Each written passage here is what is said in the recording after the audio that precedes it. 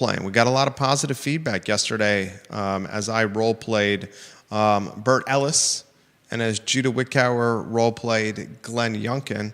So on today's edition of the I Love CVille show role play, Judah Wickower will role play Jim Ryan's therapist, and I will role play the president of the University of Virginia live on the I Love CVille show. Yes, tell me more about your childhood. And we found a new talent with Judah with role playing. I've known the man for damn near close to 15 years here and didn't realize he was such a role playing virtuoso. Do I hesitate to ask how deep the role playing goes, Judah? Apparently you do. Judah, once the role playing happens, Judah becomes quite a man of comedy over here. The dry humor goes to, what's the opposite of dry humor? Out of curiosity. Wet humor? What is it? Wet humor. Look at him making jokes left and right, Judah Wickower. What is the opposite of dry humor? What is the opposite of dry Google humor? that. Approachable humor? Likable humor? Is dry humor... Not everybody likes dry humor. We know that, right? I think it's rather that not everybody understands the dry humor. Yes, okay. And when it goes over their head, they're just like, that was a bad joke. Like, no, you're just an idiot. Judah Wickower's coming out of the gates today on the I Love CVille show. Like and share the show, guys. Like and share the show. We're clearly going to have a lot of fun today. Vanessa Parkhill, thank you kindly. One suggestion is the opposite of dry humor is slapstick. I think that's taking it too far. I don't know. I kind of get that. Montfair Resort and Farm watching the program. You think the opposite of dry humor is slapstick? I think that takes it too far. You disagree? You agree? You agree it's slapstick? I think that's... I mean, I don't know that there's any exact opposite, but they're saying the suggestion is that dry humor is subtle, indirect humor, where slapstick is more obvious and over the top. Maybe we talk about that on the program. All right, like and share the show. We work hard for you. The only thing we ask in return is liking and sharing the show. We're going to get going in a matter of moments. Judah, I'm going to ask you when the show starts, because we're deep into our start of the program here, deep into the coming on air soon portion of the program. I'll ask you when the program starts, which headline you find most compelling and why. Mm-hmm. I want to highlight some of the fine and fair viewers and listeners that are watching the program. Bill McChesney, thank you for liking the show. Vanessa Parkhill, thank you for liking the show. Ginny Hu, thank you for liking and retweeting the show. We appreciate you, Ginny Hu, quite a bit. All right, viewers and listeners, we are ready to rock and roll on a glorious and gorgeous Wednesday afternoon in downtown Charlottesville. James Watson, hello. Dr. John Shabe, hello. Carol Thorpe, Stephanie Wells Rhodes, hello. Janice Boyce Trevelyan, hello. Janice Boyce Trevelyan. Georgia Gilmer, hello. Conan Owen, hello, and thank you for watching the program. TV, radio, and print, welcome to the show. Tom Powell, hello. Kate Sharts, hello. Johnny Ornalis, hello. All right, J-Dubs, let's go. Let's giddy up. Let's get ready to rock and roll. Quiet on the set. Quiet on the set. Quiet on the set. Have the set quiet, please. Why does the set need to be quiet right now? I can't wait to see Judah Wickower role play Jim Ryan's therapist. Can't wait to see you role play Jimbo's therapist. Good Wednesday afternoon, guys. I'm Jerry Miller, and thank you kindly for joining us on the I Love CVille show. A pleasure to connect with you guys through our network, the I Love CVille network, where Monday through Friday at 12:30 p.m. we try to localize, personalize, and humanize Charlottesville, Albemarle County, and Central Virginia through content that we think will be appealing and compelling for you, the viewer and listener. Today's show embodies those qualities. Jim Ryan has authored a letter. It's been co-signed by 3 of his colleagues. Interesting, 2 of those 3 colleagues that co-signed the letter, Judah, have the interim title associated with their professional tag, their professional moniker. So probably not much of a choice in the signing. People are leaving quickly from the University of Virginia. And I'm not laughing. This is not a laughing matter. This is not a laughing matter. Federal funding is being cut. It's no secret. I mean, Musk and Trump, the Department of Government Efficiency, federal funding is on the chopping block. And it is being sliced and diced is it a head of onion? Is an onion a head? Is it a ball of onion? What's the circle of an onion called? Is it a bulb? Is it an onion bulb? I know onions and garlic are usually grow in bulbs. So what I'm cutting, what you call an onion. what my better half or I are cutting at dinner time and slicing into slices is an onion bulb. Okay, there we go. Federal funding is being sliced and diced like an onion bulb, Judah Wickower says. And this is impacting Charlottesville. Look, this is no laughing matter. This is starting to impact Charlottesville, Albemarle County, and Central Virginia. This is impacting the most influential machine in Charlottesville, Albemarle, and Central Virginia. And of course, that's the University of Virginia. Yesterday, Jim Ryan wrote a letter to the University of Virginia, people employed by UVA. I'm not talking about the arts and science.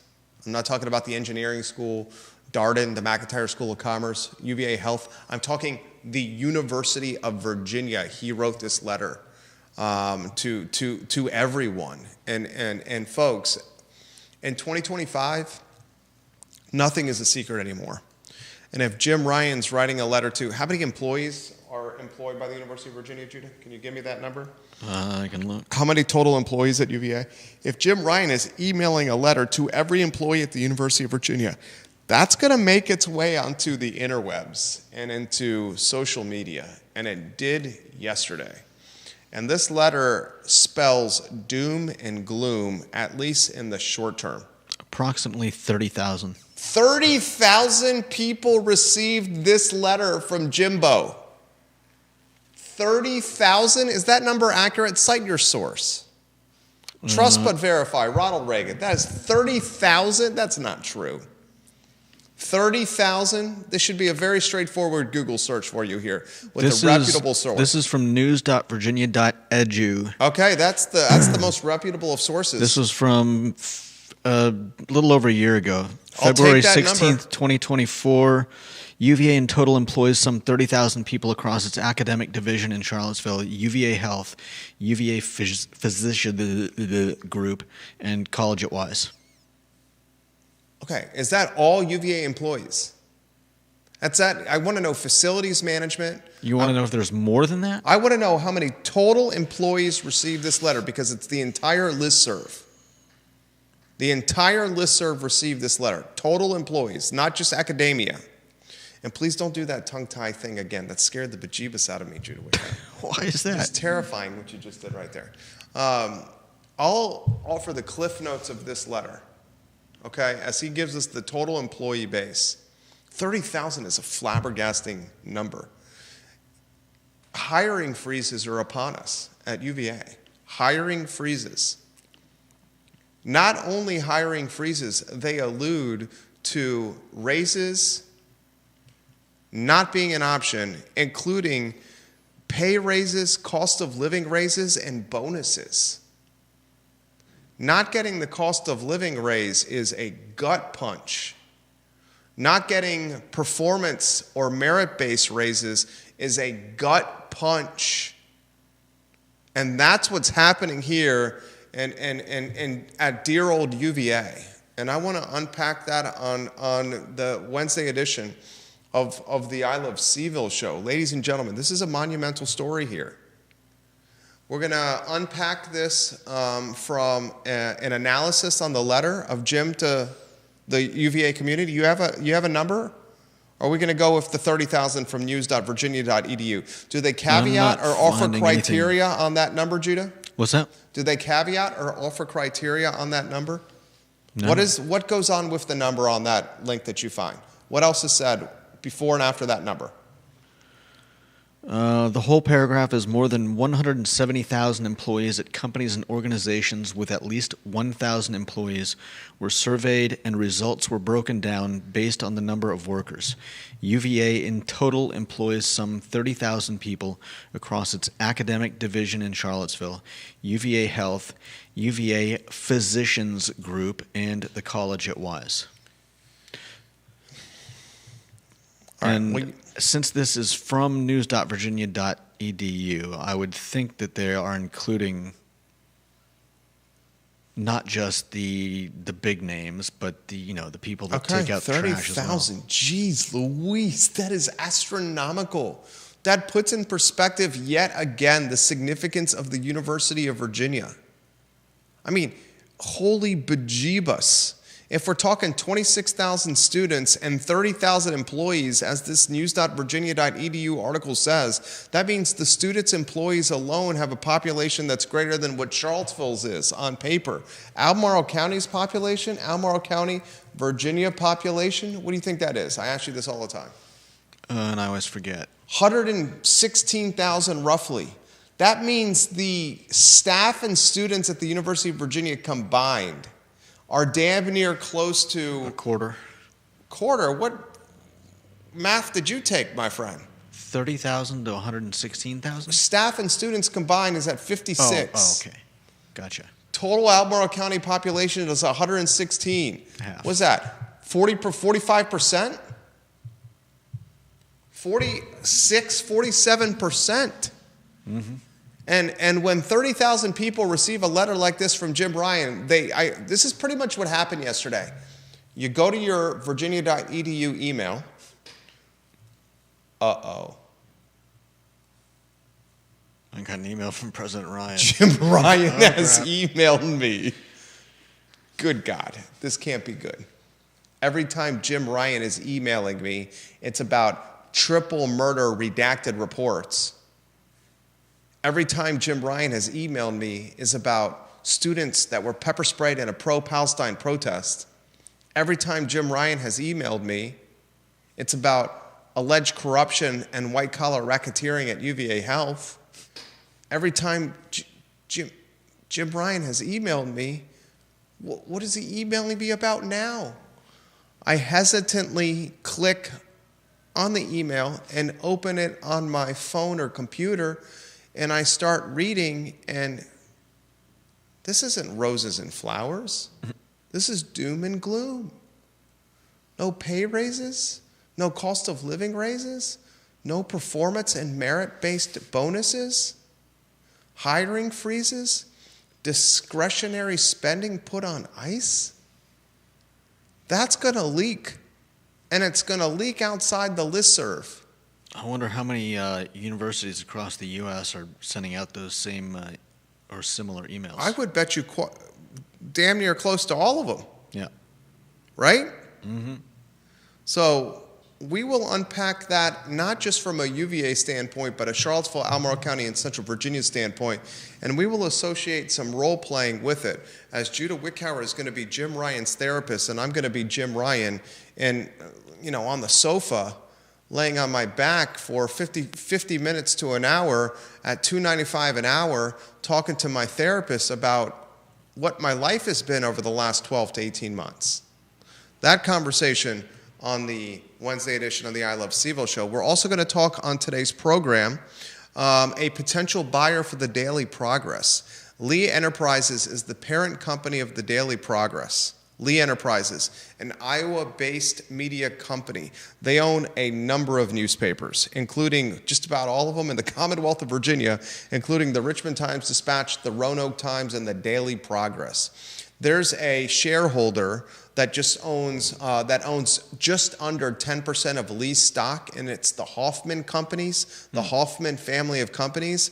And they wrote a letter to Lee Enterprise executives saying, we want to have an open discussion about buying your company in totality. Wow.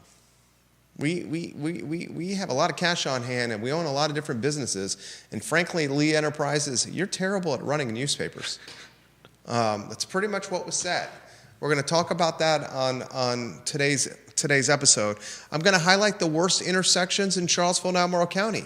This on the heels that VDOT is considering updates to one of downtown Charlottesville's most frustrating intersections, Ridge Street, McIntyre Road, West Main Street, West Water Street, and South Street West. That's the intersection that's right in front of the Lewis and Clark statue by the Music Resource Center, the entry point to downtown Charlottesville. VDOT is launching a survey to assess the operational and safety improvements needed to this intersection. That got me thinking, which intersections in Charlottesville and Albemarle County are just ones you avoid at all costs? I'm talking like the Pantops Diamond Interchange. We've got one clear winner. I'm talking like the one on Hillsdale, the one by Whole Foods.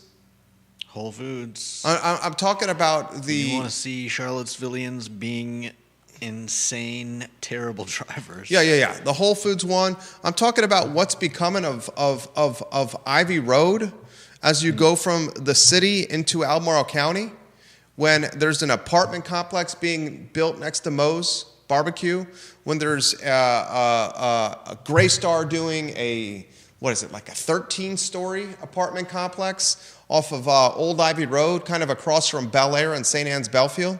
I mean, that's going to turn into a cluster dot quack, quack, quack very, very soon. So we'll highlight some of the most challenging intersections as VDOT is considering renovating, improving the downtown entry point. This is what's shocking about this. Is VDOT dumb enough to do this? Is Charlottesville dumb enough to do this? While Jeff Levine, the North Garden and Big Apple developer, builds a hotel next to the Omni and the site where the livery stable and the Artful Lodger is located? Are they dumb enough to allow this to happen when Jeff Levine is also pushing Violent Crown to be destroyed and torn down so he can build an 18-story apartment complex? And are they dumb enough to allow this to happen at the same time that the Dewberry Hotel is on the for sale block with the Hilton and the Marriott kicking the tires to purchase the Dewberry skeleton as we speak? I mean, can you imagine VDOT and the city of Charlottesville doing an intersection improvement project at the same time that a hotel's being built in the shadows of the Omni, and at the same time that an 18-story apartment tower, the tallest building in the region, could be built next to the Code building in the site or the place of the movie theater,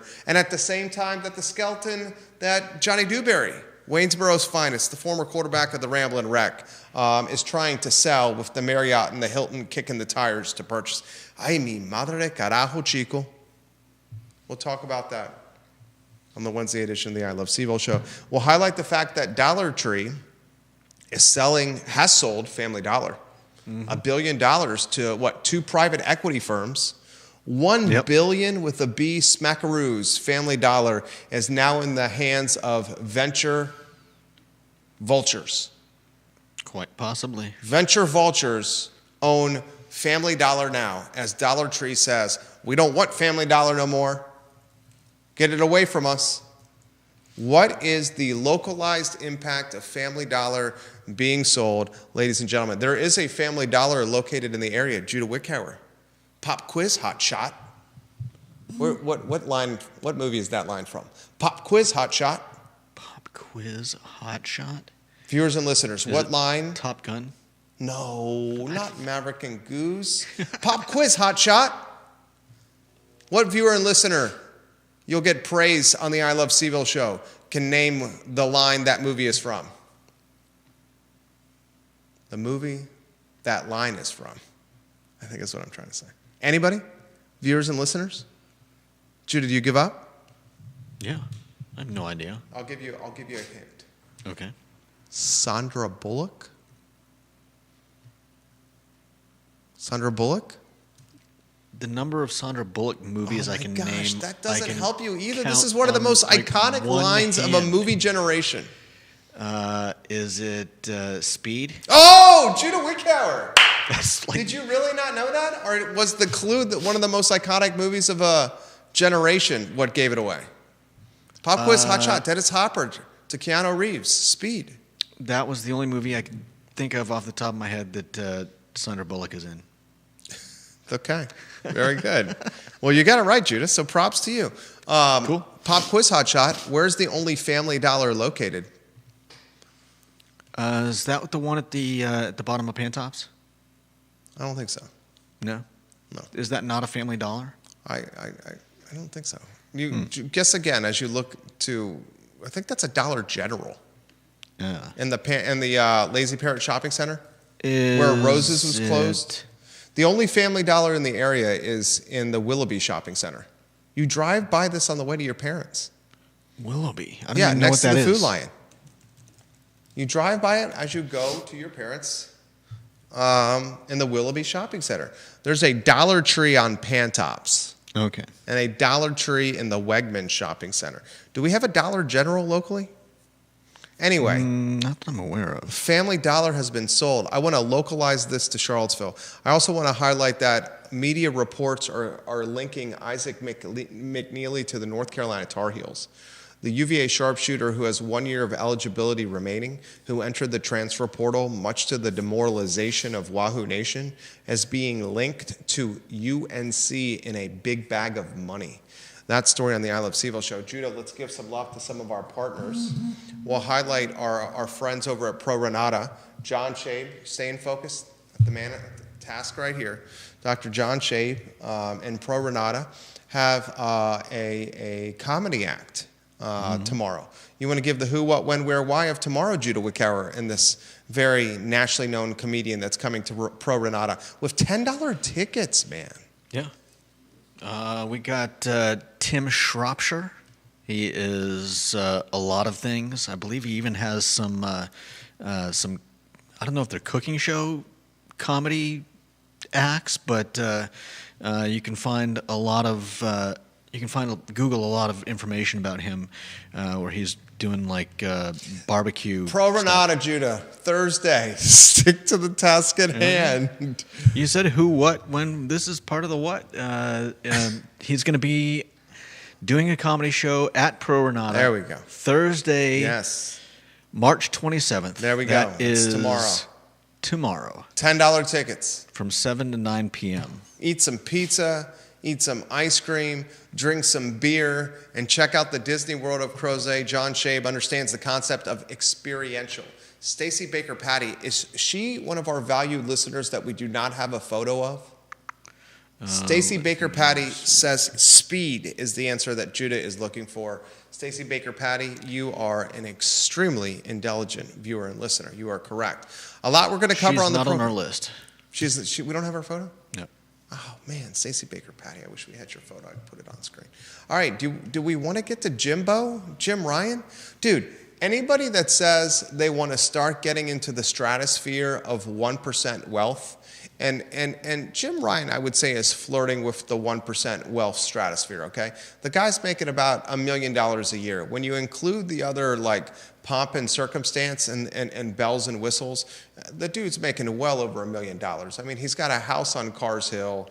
Has Jim Ryan paid for a drink in a long time? Obviously, that's proverbial. You know, he's paid for drinks. But the guy is the president of one of the most prestigious universities. His total compensation package, well over $1 million.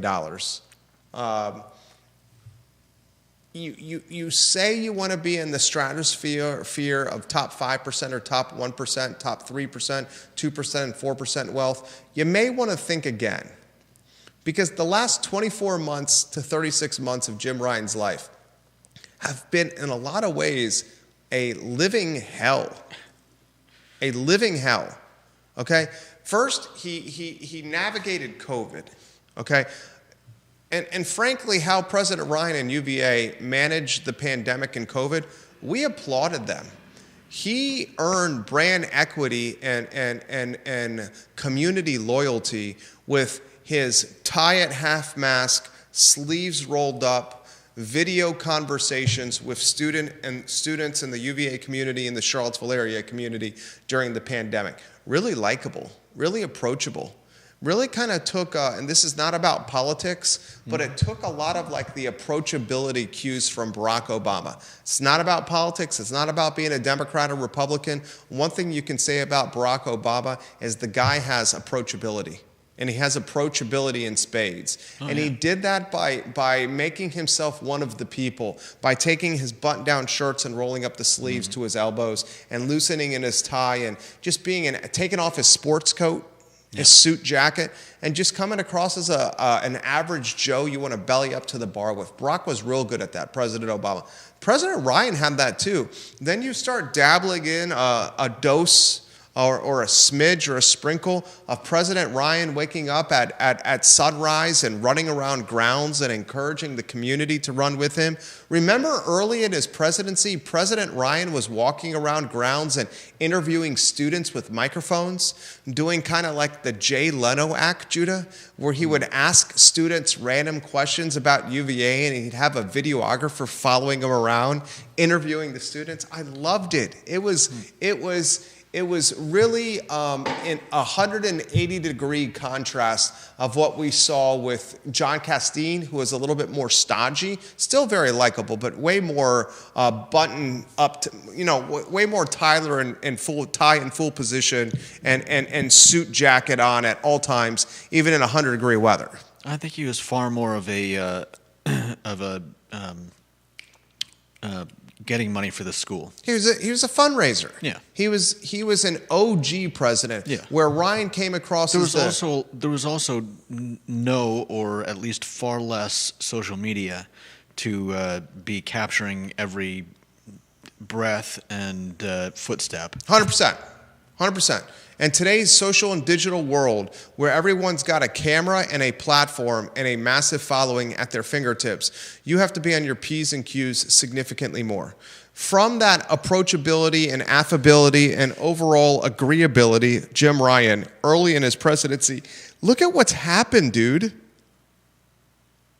Look at what's happened. Mm-hmm. Did it start with the triple murder? Probably started with COVID. There was more than just his fireside chat.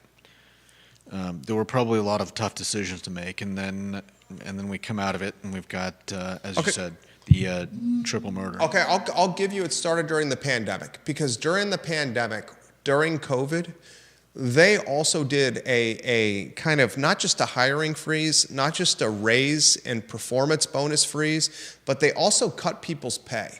Because during the pandemic, UVA Health could not see patients from an elective surgery standpoint. Yeah. Elective surgeries were cut. And let's cut to the chase. If you're a hospital system, how you're making the meat and potatoes of your revenue is through elective surgeries.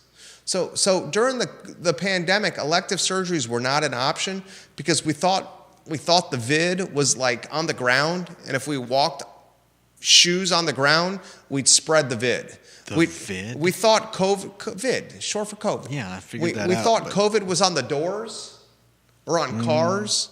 We'd have to go grocery shopping with, some people were grocery shopping with latex gloves. I saw some people wrapping grocery bags around their shoes so their feet would not touch the floor of the grocery store. I mean, I heard stories about people washing their groceries after they got home. People were legitimately and cartons and boxes and, I mean, it's one thing to wash the apples and oranges and the celery and the broccoli, but it's a completely different thing altogether to, ladies and gentlemen, soap and lather the Honey Nut Cheerios cardboard box. And that's what we were doing. We were soap and lathering the Honey Nut Cheerios cardboard box and the eggnog carton. We were soap and lathering the Angel's Envy 750 milliliter, the Pro Renata 6-pack we were soap and lathering. And things just got crazy. And when they stopped elective surgery during the COVID, during the vid, during the pandemic, they didn't really have a lot of money and they couldn't pay their bills. So some people were legitimately, some staff members of the health system were legitimately not just no money, not just pay freeze or cost of living freeze. They had their pay cut by 10, 15, 20, 30%, some cases even more. So imagine you're going through COVID. The world you think is falling apart. And a good rule of thumb, when everyone is scared and fearful, great opportunity to pursue opportunity. That's when we bought the house in Glenmore for pennies on the dollar. Just highlighting that. I like to tell the story. Lesson of Warren Buffett. But President Ryan had to deliver that news to people. You guys are going to have to figure out COVID, and you're going to do it at a 25-30%. So maybe Judah's right. That's when the equity built with the brand started crumbling. Since then, we've seen a triple murder at the University of Virginia at the hands of another University of Virginia student. And help me do the timeline here, Judah. Triple murder. Yeah. We've seen the pro-Palestine pepper spraying protest, where he's the fall guy, state police militarize to pepper spray students. We've seen the health system with the white-collar racketeering and the fraud and the cronyism and the medical chart change it to maintain performance standards, right? Multiple reports of that. Of both the murders and the white-collar racketeering and the UVA health system fraud and performance standards changing. We've seen the Board of Visitors dynamic changed dramatically since Youngkin got his hands on it. 13 of 17 Youngkin appointments. It's going to be even more in July as Youngkin makes all the appointments. Jim Ryan's ideology in stark contrast to the BOV appointments. Yeah. Now Jim Ryan, the president of the University of Virginia, you know what president he is at UVA, Judah? What number president he is at UVA? You mean counting from the beginning of Yes. president? No, what I have no number idea. president is Jim Ryan at UVA? I don't know. He's the 9th. Only the 9th. Wow. The 9th. Right. Only the 9th. That says something right there. He first assumed office on the 1st of August in 2018. Yesterday, he writes a letter to 30,000 people and says, you guys, we got hiring freezes, cost of living raises ain't going to happen, and merit-based bonuses aren't going to happen. And you also have to freeze your discretionary spending tied to your department. That basically is this in a nutshell. You ready? Do more with less. Judah would say profits over people. Now, some people would say, put the endowment in play. I push back on that. The endowment's not necessarily liquid, and you can't just use the endowment nilly-willy for anything you want. When the money is raised for the endowment, it is earmarked for certain endeavors and activities. Not all of it is. A large portion of it. Not all of it. But while I am one that often says, You do use that all the time. That's why I wanted to caveat that. But it's true. And it's the same thing with people questioning why people, why rich industrialists like Musk and Bezos don't pay more in taxes, and they've got all this money. But in reality, those guys don't have the piles of cash like in Uncle Scrooge McDuck's. You're talking liquid reserves. Yeah. Cash on hand, like Scrooge when he's swimming through the gold coins in DuckTales. Yeah, most of it's tied up in stocks and property and things like that. And you don't just call up someone and say, "Yeah, sell half the stock and give me the cash." There you go.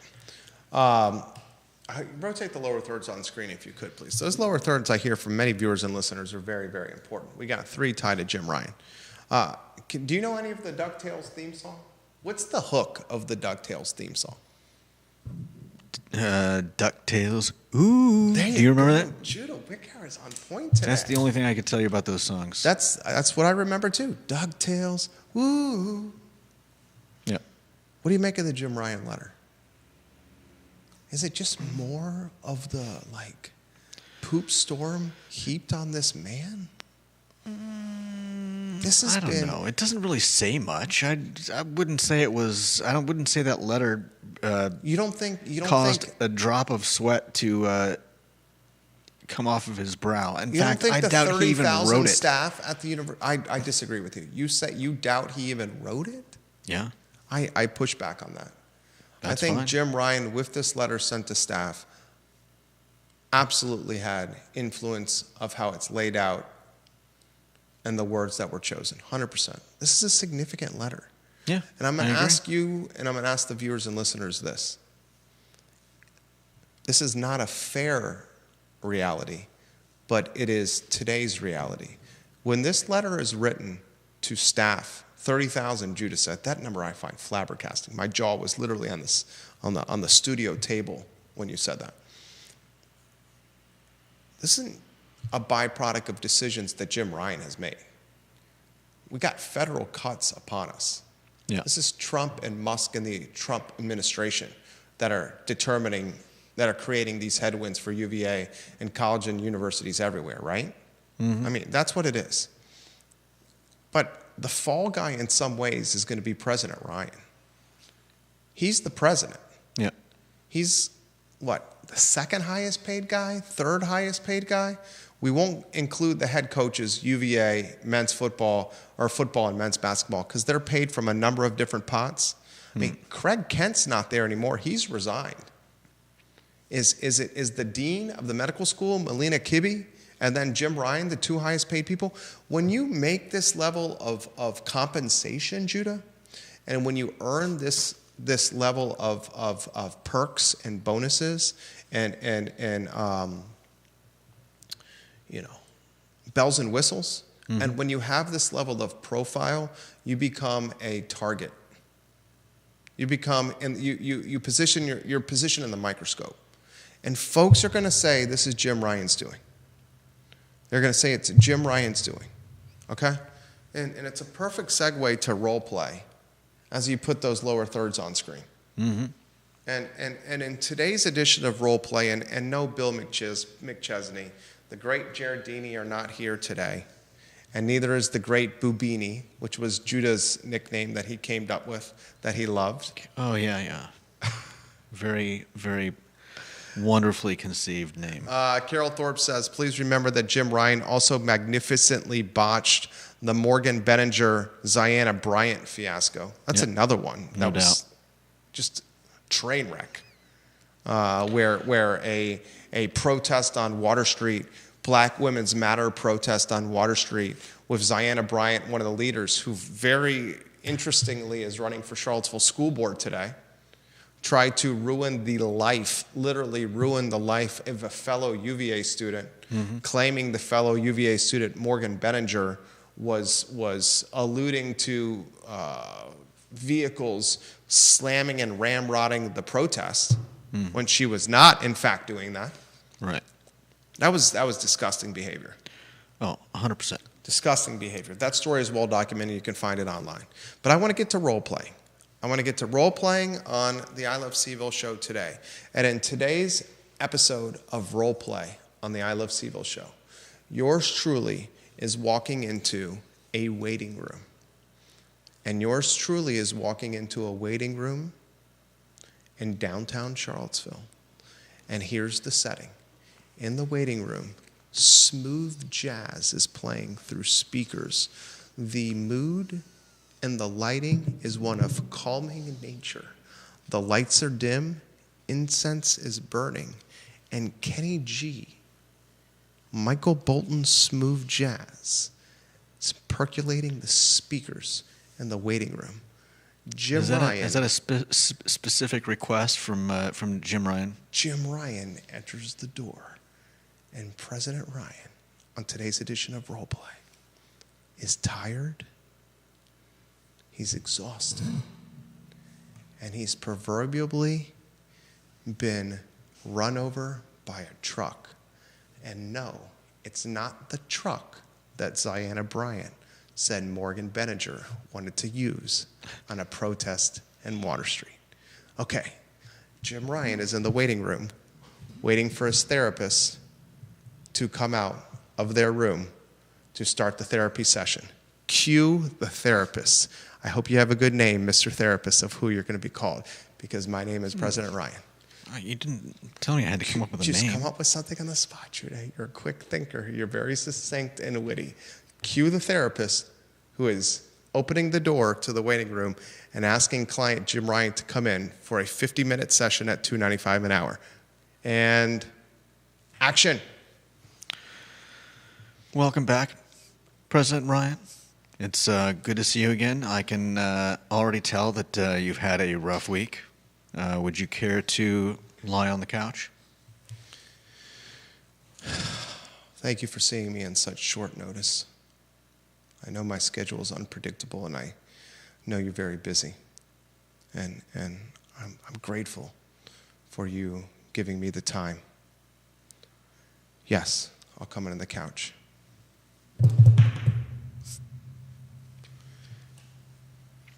So tell me about your day. It's been trying.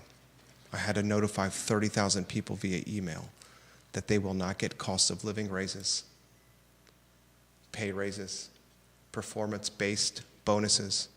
They're going to have to freeze all discretionary hiring, all discretionary spending, and frankly, they're going to have to do more with less. I don't know what's happening, but it seems every day I wake up, more people are hating me and more people dislike me. When I saw the news about the letter, I had my secretary clear my calendar for today. I was fairly certain you would come by. Why is it I never see your secretary in your practice? There's no secretary in your waiting room. I'm sorry, I'm getting in the weeds here. It seems to be only you at your therapy practice. What am I to do? The world is mounting. The weight on my shoulders is grave. I can't sleep at night. I look weathered, and my only outlet running around this community is an outlet I don't enjoy anymore. This job is trying. I'm exhausted, and I have not been able to parlay or springboard this UVA position into an Ivy League presidency, much to my disappointment. Is there anything you can do for me? I can prescribe some drugs.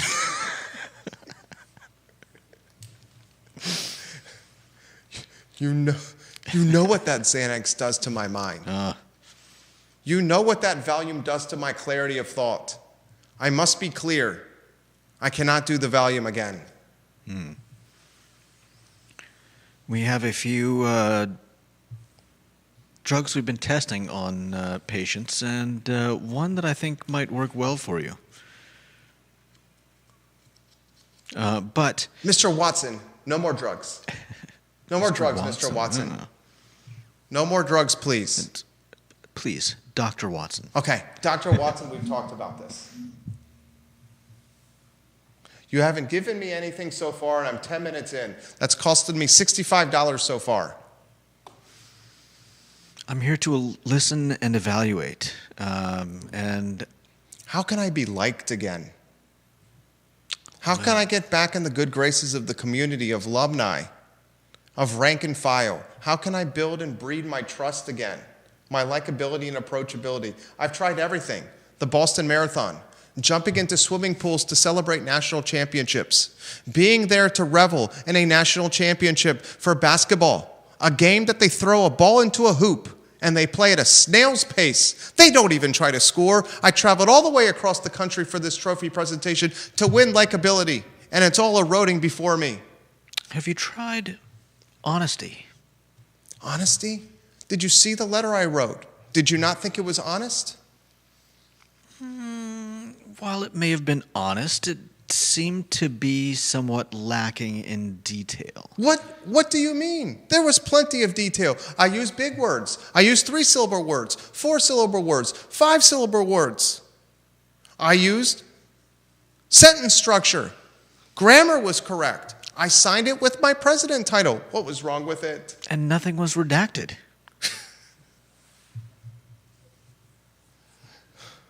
I understand, but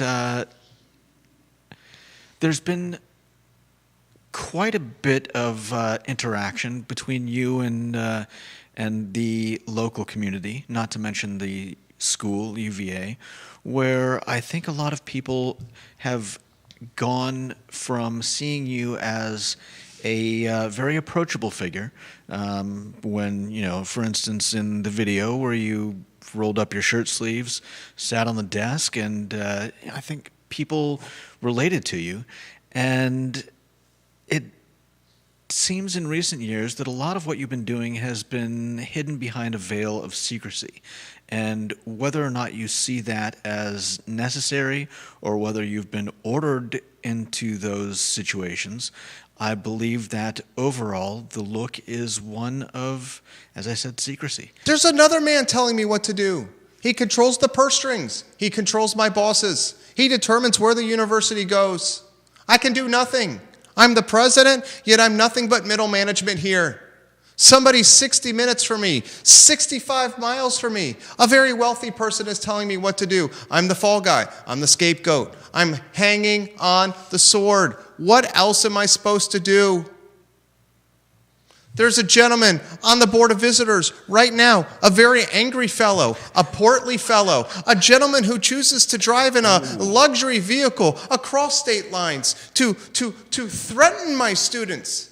And he's barking instructions at me. I've lost consensus. I've lost influence.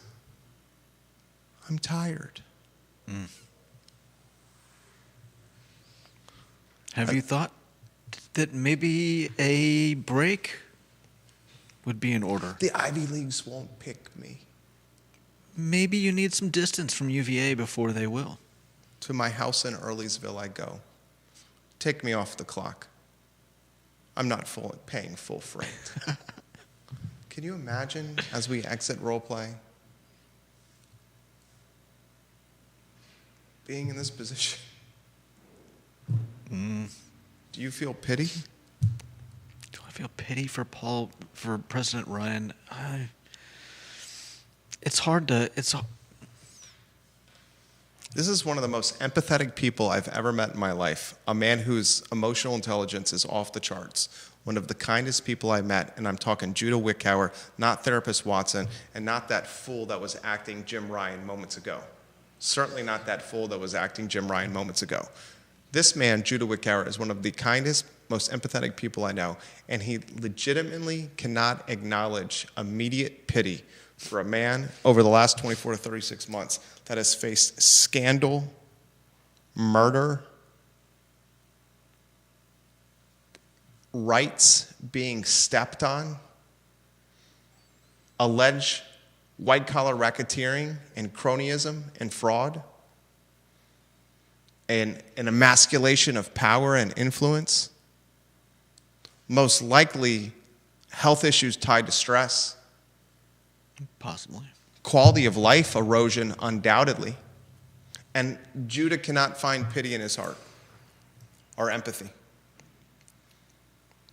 I mean, Look at that. He still can't find it. Look at that. You're always the quick to offer empathy.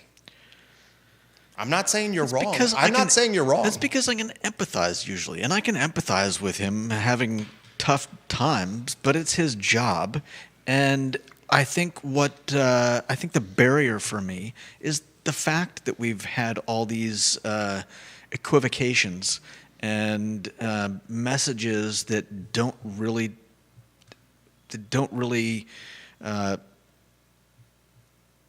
This is my issue with it. I'll put it succinctly. We have yet to see a true acknowledgement of mismanagement and asking for forgiveness or holding oneself to true accountability. In our household, when our youngest is 2.5, he's just trying to figure out not to put his hand in his diapers when he's pooped and rub it on the wall. That's literally what we're going through right now. But our oldest knows the difference between right and wrong. And we ask our oldest when wrong has been committed to, A, what did you do wrong? How are you going to hold yourself accountable? Is there an apology? And if there's a punishment, it needs to be served now. And often it's timeout or spending some alone time in the room to think about what happened. Mm-hmm. Okay? And I know that's an elementary version of accountability and an elementary version of saying I'm sorry, but have we seen that yet in any of the fiascos? Have we seen it yet in the triple murder? Right. Have we seen it yet in the pepper spraying of students? Have we seen it yet at UVA Health? Have we seen it yet with Morgan Benninger? Have we seen, I'm sorry, I handled this wrong in any capacity? I don't think we have. We have not. We have not seen sincerity. Right. We have not seen I'm sorry. Mm-hmm. And because of that, it's hard to empathize. Yeah. It's hard to offer compassion. He's also come out against some of the things that I do empathize with. He straight up told the 128 anonymous doctors that said this stuff is going on. He basically called them bitter and angry high schoolers who did not get invited to prom. Yeah. He says there's 9 to 10% of any organization that is angry and bitter, and you can just expect that and ignore them. That's what he said. Mm-hmm. He marginalized them. Yeah. That was mismanaged as much as anything I think I've seen professionally in a really long time. No doubt.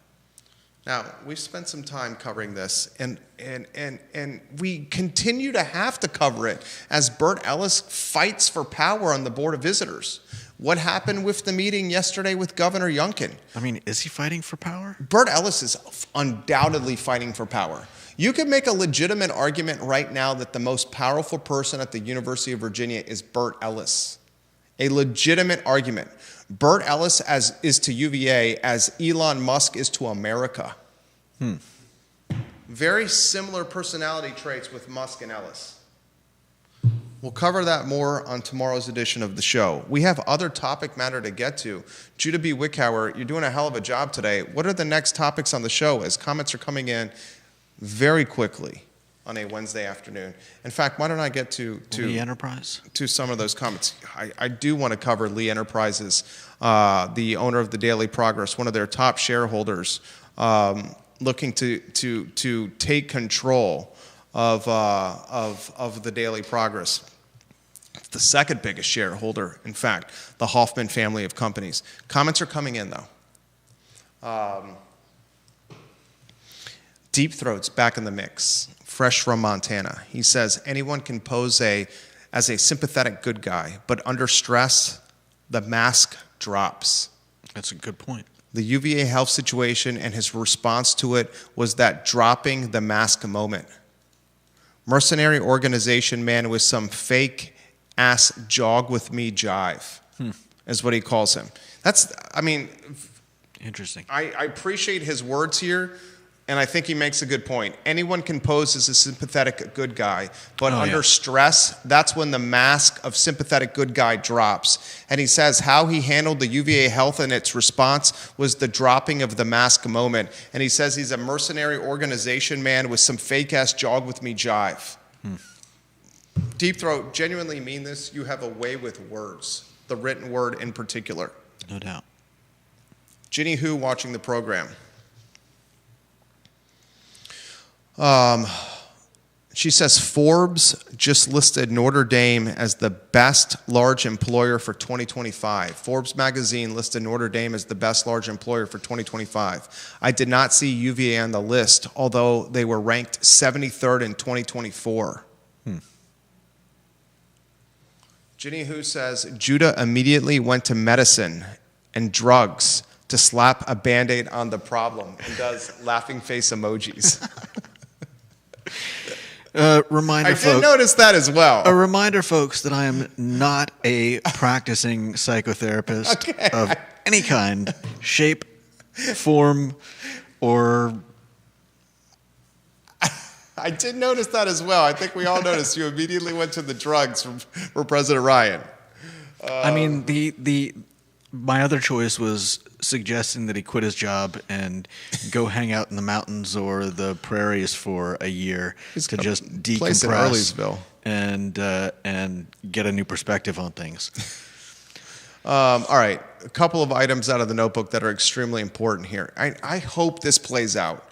The Daily Progress. Is a Lee Enterprises, who owns the Daily Progress, is a publicly traded company.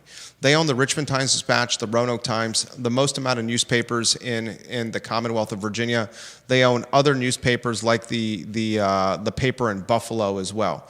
The Daily Progress and its second largest shareholder, the Hoffman family of companies, which owns just under 10% of Lee Enterprises stock, is written a letter to Lee Enterprises executives and said, hey, we want to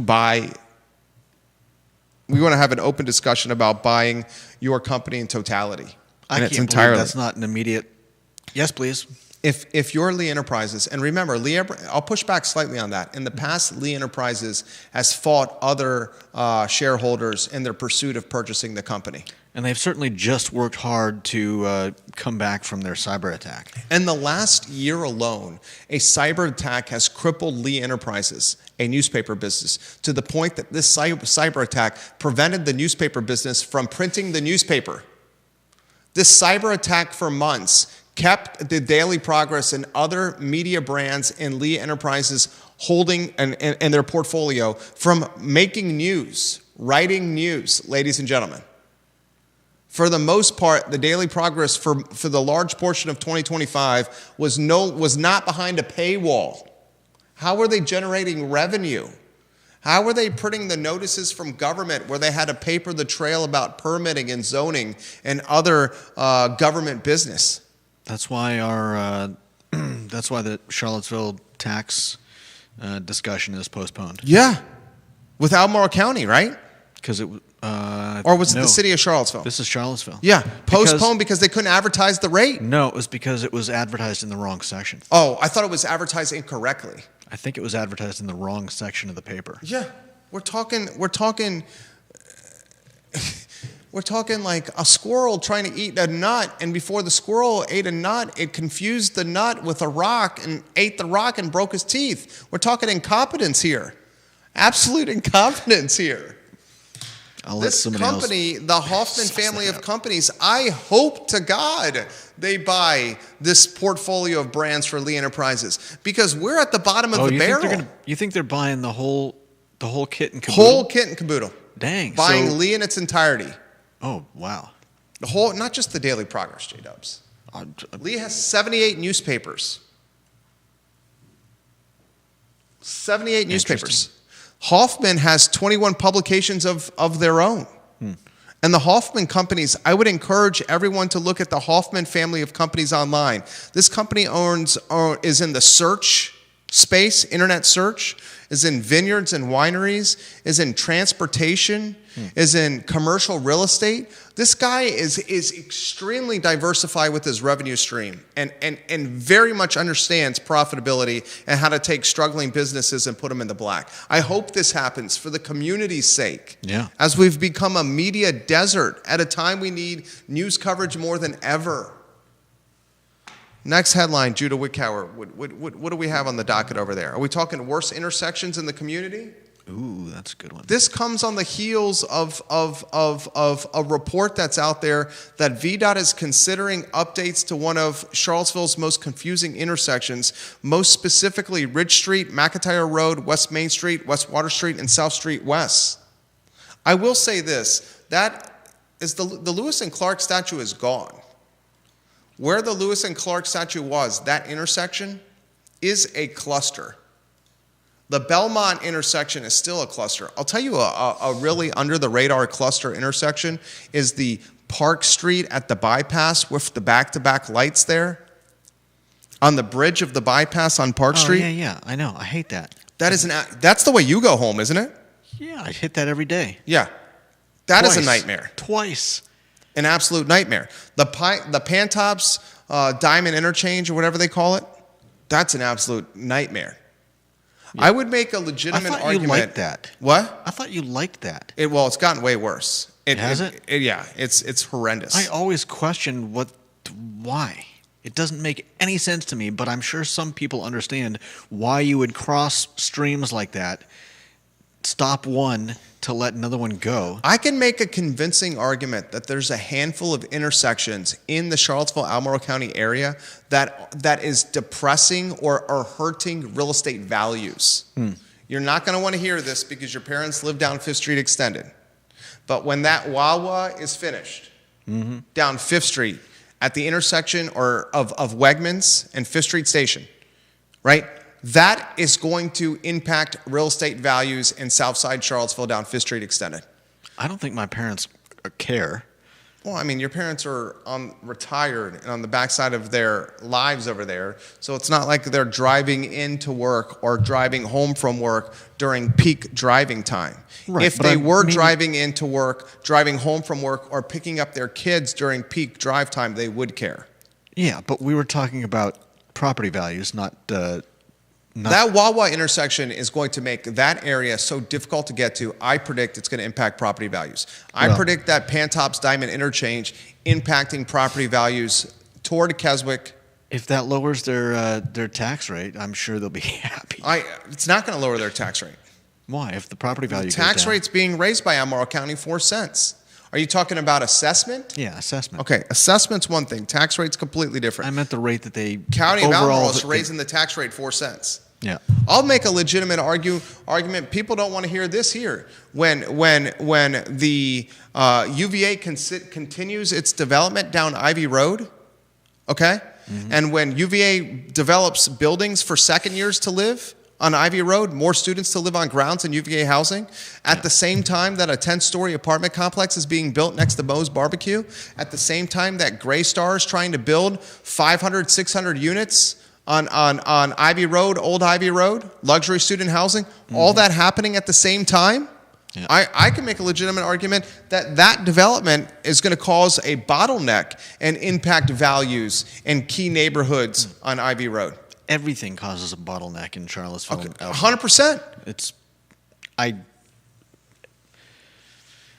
goggle at the planning that creates this. Is VDOT and the city of Charlottesville dumb enough to do a VDOT project, a road project, at the same time that Jeff Levine's going to build a hotel next to the Omni? And considering building an apartment complex of 18-story variety at the Violent Crown? Why don't you think that's fair? And let me ask you this question for the viewers and listeners. Hold on. Let me ask you this question for the viewers and listeners, then you jump in. That intersection that is under study right now, where the Lewis and Clark statue used to be, that was part of the West Main Streetscape project, where 5-6 years ago, Heather Hill and Kathy Galvin, when they were on council, were championing the West Main Streetscape project, where the city had funds from the state and VDOT and the University of Virginia and some funds of their own, and they were going to reimagine one of the most important gateways in the city. And the Gillikin gang, they said, we do not need this free money from the Commonwealth. We do not need this free money from the University of Virginia to reimagine this gateway that is big time underachieving, terrible infrastructure. Instead, give us that money for the reconfiguration of a middle school in the city. Buford. Mm-hmm. And it's going to... Is that project done yet? Are the kids they were going to try to help even going to be able to go to this middle school? Or is it just going to be the rich? Because they're just gentrifying households every single year, making the community... Since the West Main Streetscape project was kiboshed, I would ask anyone to take the HUD median family income for the city of Charlottesville, the greater Charlottesville area, and I can assure you every year since then, the median family household income has upticked noticeably, which is a direct reflection of gentrification, which is a direct correlation of families on the financial margin not going to that middle school to enjoy the reconfiguration that still is not finished. And I interrupted you, and I apologize. I got caught up in the moment. Did you forget your thought? Yeah. Damn it. Really? No idea where I don't even know what I was talking about. We talked about this, the notes, the remember. I really wanted to hear what you had to say because I know you were going to make a compelling point. You were about to say that that's not necessarily fair. Oh, yeah. I don't...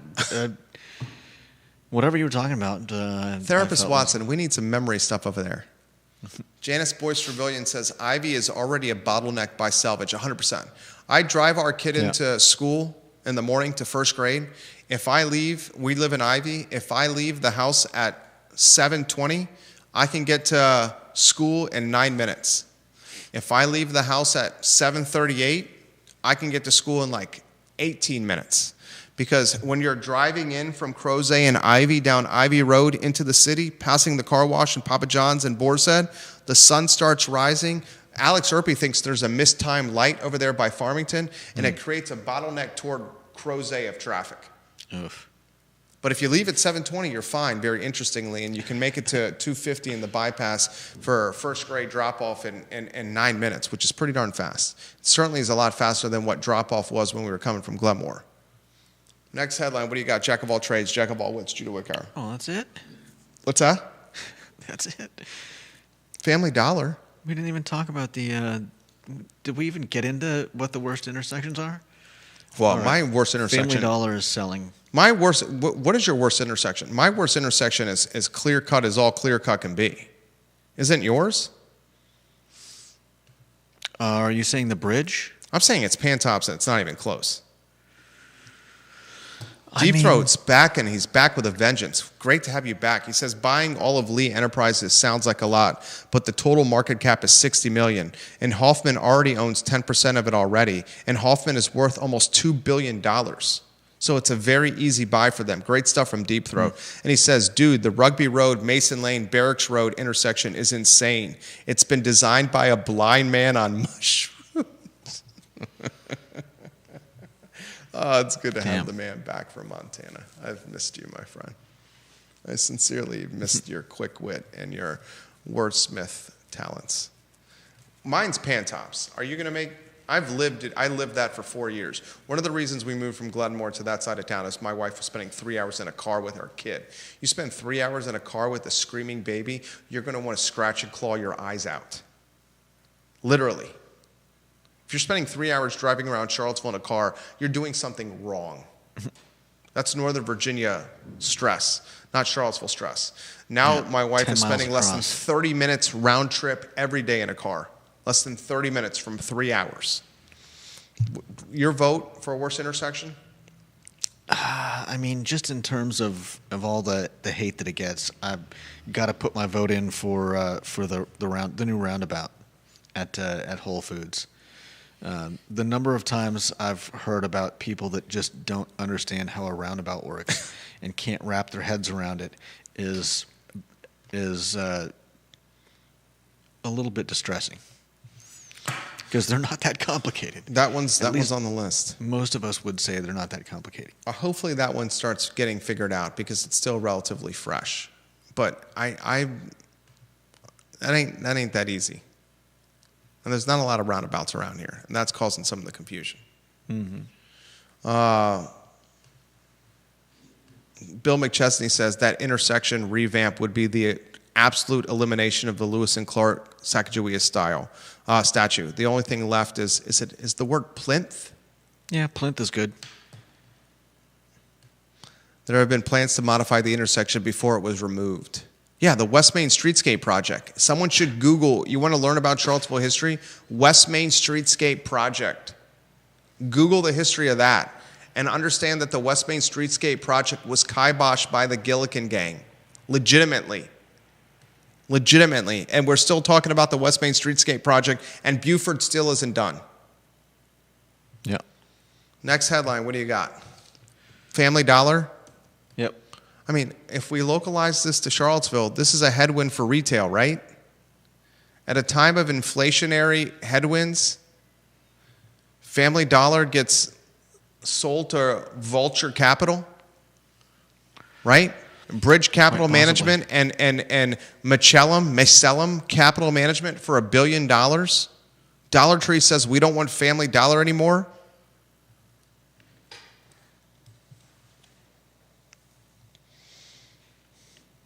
There's Dollar General, there's Family Dollar, there's Dollar Tree. Yeah.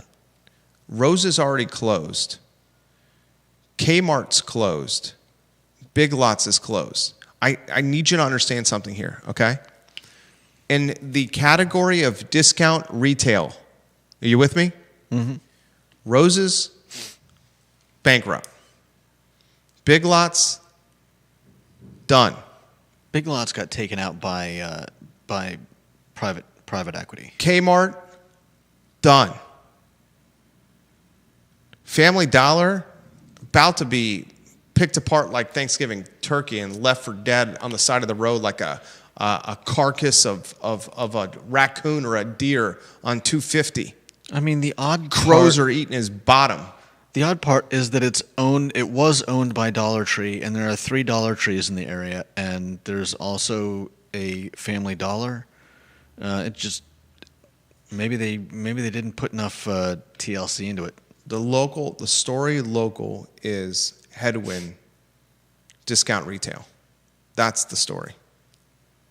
You would think that with everybody tightening their belts, that places like Family Dollar and Dollar Tree would be booming. My point exactly.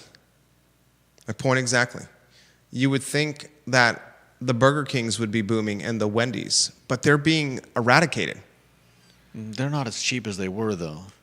But they're cheaper than what else is out there. What are you talking about? I mean, yeah, they're cheaper than steakhouses, but... Well, there are a few things that you can get are cheaper for a meal than the McDonald's $5 menu. Okay. What? Even have you been to Bodo's recently? Not in a little while. Even Bodo's is uptick in price a lot. I'm not saying it's expensive, but their cost of goods and their labor is clearly direct influencing price increases. Still much better than fast food, but it's gone up. Yeah. Family Dollar sold to Vulture Capital for $1 billion. John Blair says, I used to be a Family Dollar manager when I was in community college. Believe it or not, I worked some Saturdays at the 5th Street Family Dollar while at UVA to work my way through undergrad. I did know that about you, John Blair. You shared that with me in the past. I worked my way through UVA undergrad at Ruby Tuesdays in Barracks Road, where I was a host, bartender, and waiter for multiple years as an undergrad. All right, one shot, last headline of the show. Isaac McNeely is being linked to the UNC Tar Heels, ladies and gentlemen. Multiple media reports said North Carolina has contacted Isaac McNeely. And Isaac McNeely is a guy that's going to make a college basketball team really good. Let's see if he goes to a rival on Tobacco Road in the Atlantic Coast Conference. Isaac McNeely and Carolina Blue, oof. Media reports link him to Hubert Davis's team in Chapel Hill. And more on the Chance Mallory story from yesterday, the St. Anne's Belfield Academy senior, talented basketball player. Mm-hmm. After yesterday's show, the chitter-chatter I've heard from multiple reliable people has his NIL compensation north of $1 million. I had heard that from reliable people, and then after yesterday's show, heard it from even more reliable people that the point guard from St. Anne's, 5'9", talented 4-star, 18-year-old, north of $1 million to be an incoming freshman point guard under Ryan Odom at Virginia basketball. That's a lot of money, north of $1 million a year to play basketball, folks, in college.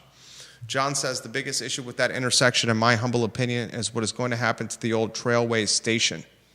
That would be a huge issue in any idea of redevelopment. That station for sale right now.